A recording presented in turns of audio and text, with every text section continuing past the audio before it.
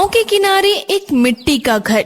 बाबूलाल वहीं बैठा हुआ अपने 13 साल के बेटे गोलू को पढ़ाता था। अबे गोलू, 2 दूनी कितना होता है? 4। अब रोज रोज मत पूछो बाबू। तो फिर बताओ 4 दूनी? 8। अब जरा चुप रहो, मुझे स्कूल का होमवर्क करना है। अरे वाह, तू तो पूरा मास्टर निकला। चल पढ़ ले, मैं जरा बैल को चारा डालाऊं। बाबूलाल बाहर निकलता है और गांव की ओर चल पड़ता है। कुछ लोग चौपाल पर ताश खेल रहे थे। आ गया पढ़ाकर अपने बच्चों को। क्यों महेंद्र जी, क्या किताब पकड़ना गुनाह है? तू खुद पढ़ा नहीं और अब बेटे को मास्टर बनाने चला है। मैं नहीं पढ़ सका, इसीलिए तो पढ़ाना चाहता हूँ। क्यों भाई, पढ़ लिख के क्या करेगा तेरा गोलू? खेत बचे हैं क्या कोई?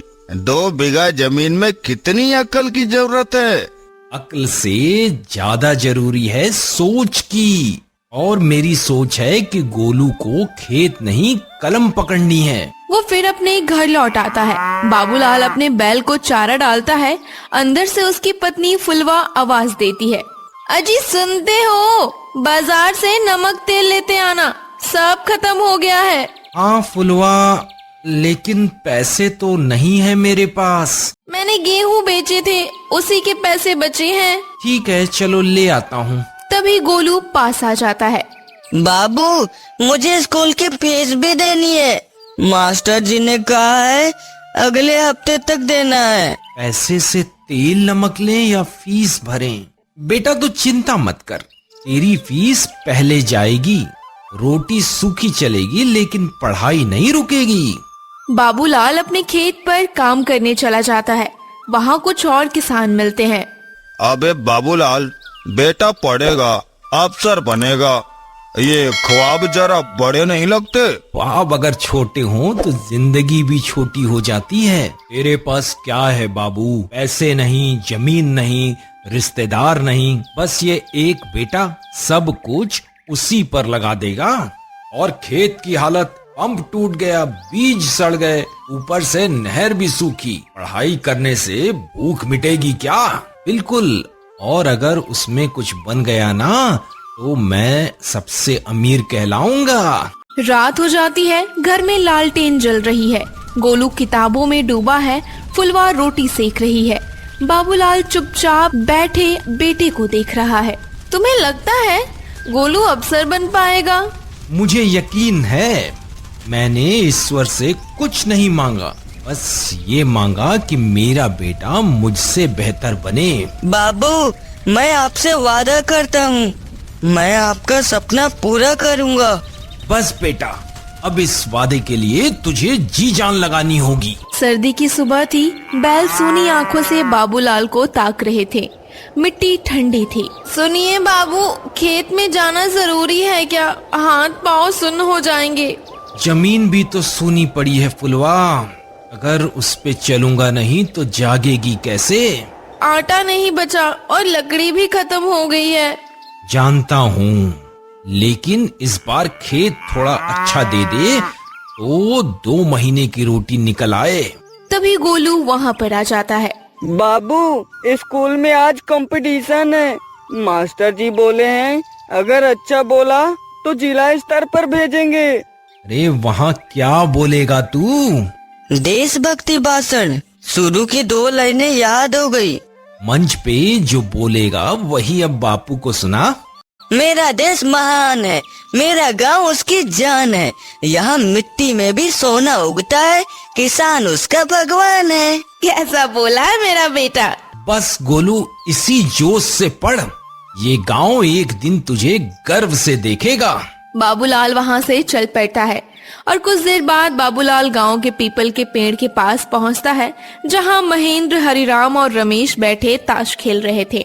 बाबू आया, चलो आज पूछते हैं उसका नया सपना क्या है। अबे वह छोटा पूरा सपना नहीं देखता, वह अपने बेटे से देश चलवाने के बड़े बड़े सपने देखता है। सपना नहीं देखता, बस बेटे की आंख में जो देखता हूँ उससे सच मानता हूँ। पढ़ाई से सोच बदलती है और सोच से हालात। अभी भूख है पर कल गर्व होगा। तभी पोस्टमैन आता है और बाबूलाल को एक चिट्ठी देता है। बाबू बैंक से आया है। पोस्टमैन चिट्ठी देकर वहाँ से चला जाता है। बाबूलाल लिफाफा खोलता है और पढ़ता है तो चौंक जाता है। सरकारी सहायता नहीं मिली। ले, तेरी मदद तो सरकार भी नहीं कर रही। इसीलिए तो बेटे को कलम दी है, जिससे वह बड़ा आदमी बन जाए और मुझे कहीं हाथ फैलाने की जरूरत नहीं पड़ेगी। बाबूलाल वहाँ से अपने खेत में चला जाता है। शाम को बाबूलाल अपने खेत में बैठा था, हाथ में वही चिट्ठी थी। फुलवा वहाँ आ जाती है। कागज क्या कहता है? बैंक ने मना कर दिया है हमारी मदद करने से। अब क्या करेंगे?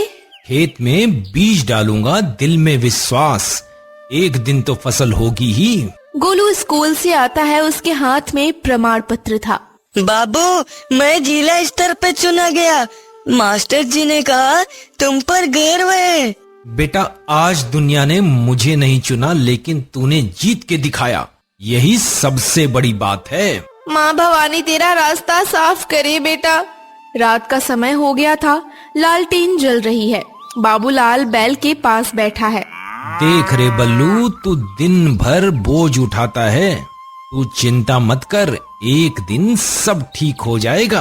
फिर तुझे पूंछ उठाने की जरूरत नहीं पड़ेगी, तो फिर बस आराम करना। बैल मुंह से सांस छोड़ता है, मानो जवाब दे रहा हो। गोलू जिला स्तर की प्रतियोगिता में जाने वाला था। पूरे गांव में चर्चा थी, मगर बाबूलाल की जिंदगी की असली परीक्षा अब शुरू हो रही थी। पढ़ाई का खर्च, खेत की दुर्दशा और गांव वालों की तानेबाजी। अम्मा, मास्टर जी ने कहा है बहुत सारी किताबों की जरूरत पड़ेगी। मैं दुकान वालों से पूछा था, पूरी किताबें 500 की आ रही है। 500? बेटा, घर में तो 5 रुपए भी नहीं है। पापा से कहूँ? रुक जा, वो सुबह से खेत में लगे हैं, थके होंगे। शाम को बाबूलाल घर आता है, थका हुआ, कपड़े मिट्टी से सने हुए थे। अरे गोलू, आज की तैयारी कैसी रही? ठीक थी पापा, बस कुछ किताबें चाहिए। कितने की आ रही है किताबें? 500 की। सिर्फ 500? मैं सोच रहा था तू बोल देगा 5000। पर पैसे कहाँ से आएगा? पिछले हफ्ते ही तो अनाज बेचा था। मैं कल शहर जाऊंगा, साहूकार रमई को जानता हूँ, उससे कुछ उधार लूंगा। रमई? वो तो ब्याज पे जान खा जाता है। तो क्या बेटा किताब बिना पढ़ेगा? ब्याज से डर गए तो सपने कभी पूरे नहीं होंगे फुलवा। अगले दिन बाबूलाल शहर की ओर निकलता है, रमई की दुकान के पास पहुंचता है। बाबूलाल, कहाँ थे इतने दिन? आज कैसे आना हुआ? 500 रुपए चाहिए बेटे के पढ़ाई के लिए। हाँ, बिल्कुल मिलेगा, लेकिन इस बार जमानत क्या है? जमीन के कागज लाया हूँ, जमीन गिरवी रख दूंगा। ठीक है, बस दस्तखत कर दे इस कागज पर। मुझे ठीक से पढ़ना नहीं आता। फिर भी कर दे, मैं बता दूंगा क्या लिखा है। मुझे भरोसा है। बाबूलाल दस्तखत कर देता है। रमई उसे पैसा देता है।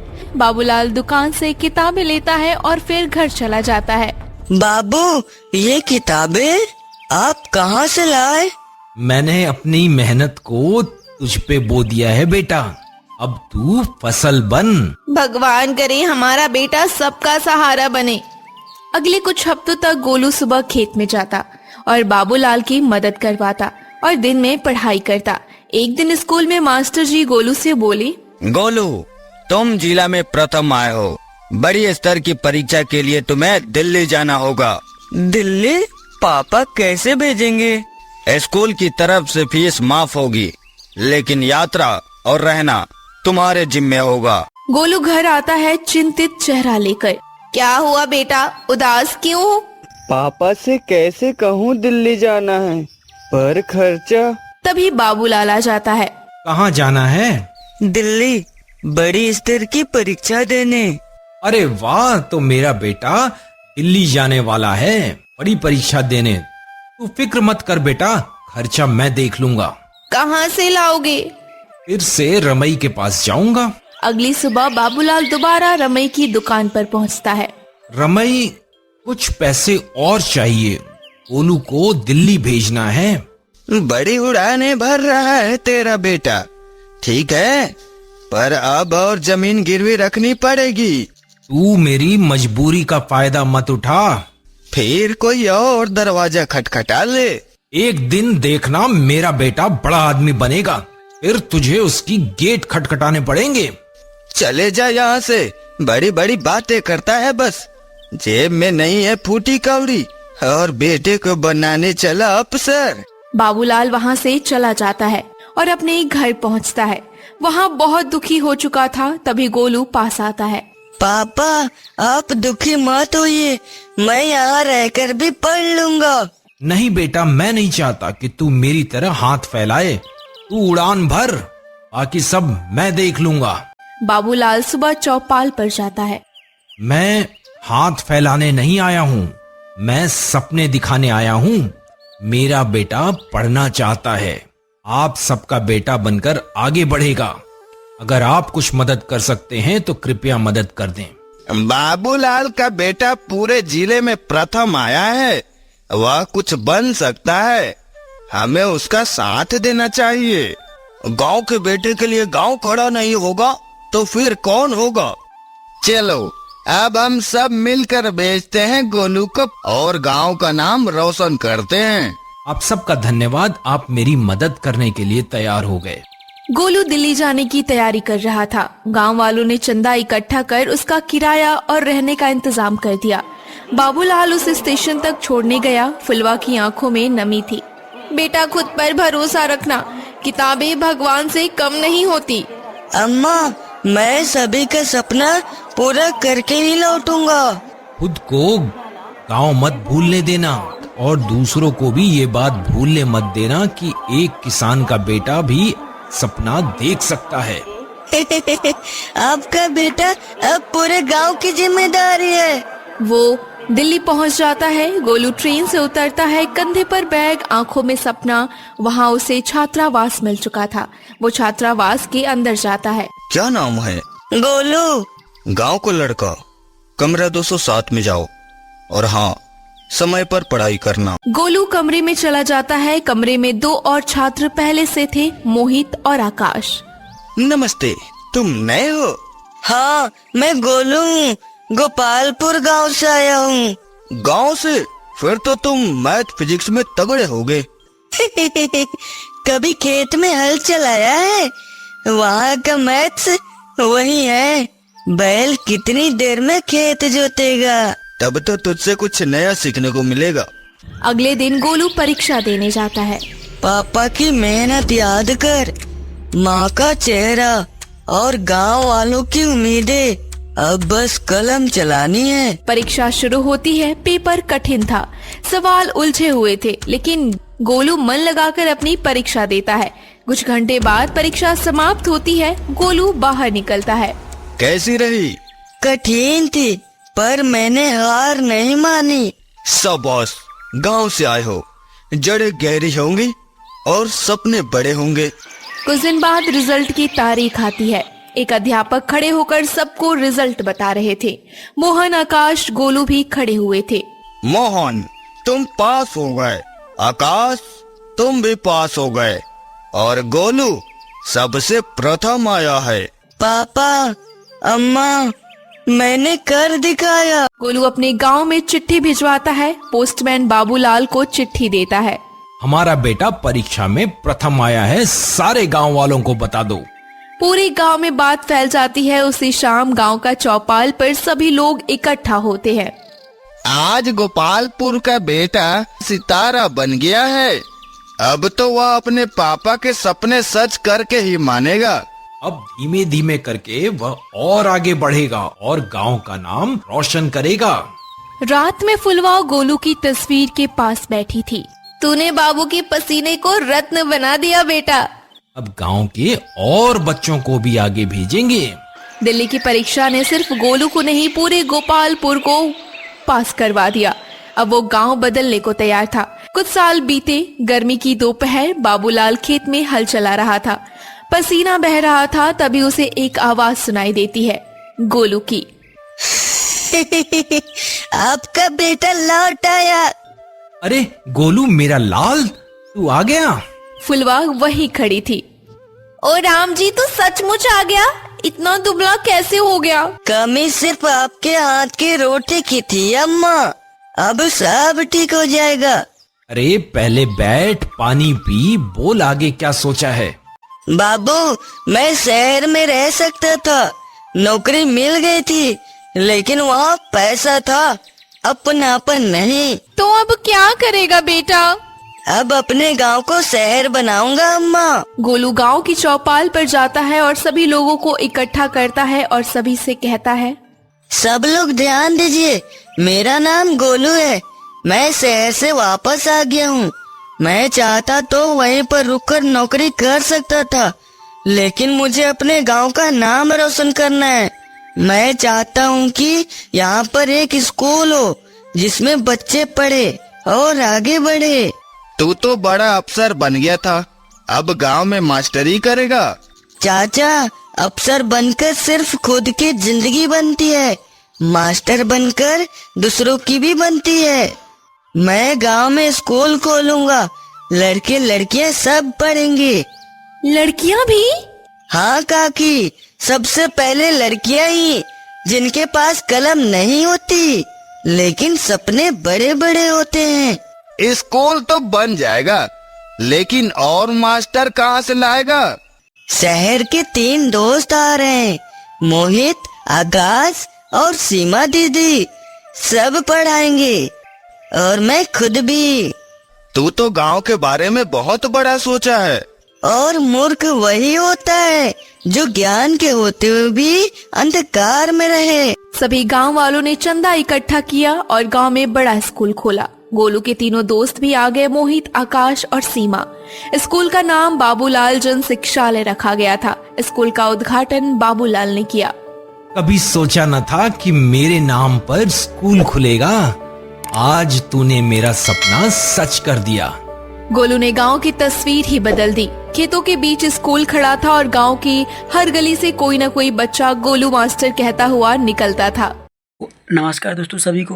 दोस्तों मैं पिछले 7 दिनों से वीडियो को बना रहा हूँ, अब जा करके ये कंप्लीट हुई है।